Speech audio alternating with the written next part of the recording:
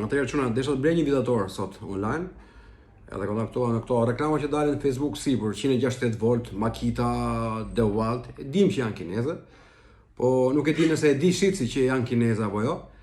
Kontaktoha me njërin nga këto kosovara që i set, edhe thash, boshim çmimin sa shkon deri në Shqipëri etj. Tha janë original japonez. 168 volt thoshte ai Makita.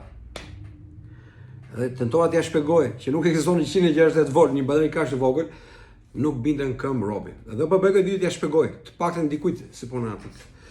Si funksionojnë bateritë litiumi te këto vidatorët. Atëherë. Një bateri litiumi 6850 që përdoren random këto vidatorët kanë disa lloj baterish. Voltazhi është një lloj.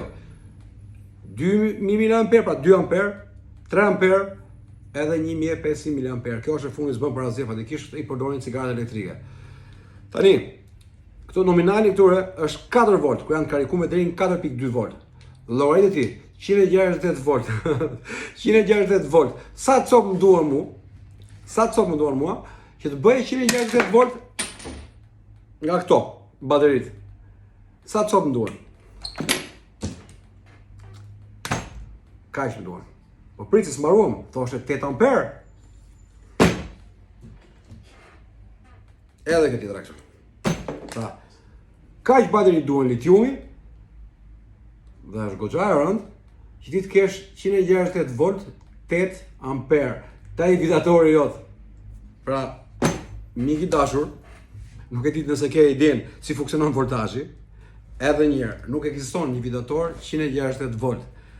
Pra, nuk e di kush ka gënjur, po të them që vidatorët kanë maksimumi 6 deri 20 volt shkon maksimumi më i miri.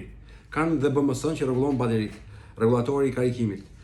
Pra, 168 volt të duan 40 bateri që krijojnë 2 amper ose 3 amper varet e bateria, edhe 40 të tjera që amperit shkoj 6 ose 8 në varësi të fuqisë që kanë këto. E kuptova tani si funksionon. Ma ço trepani nesër se më duhet gjithsesi.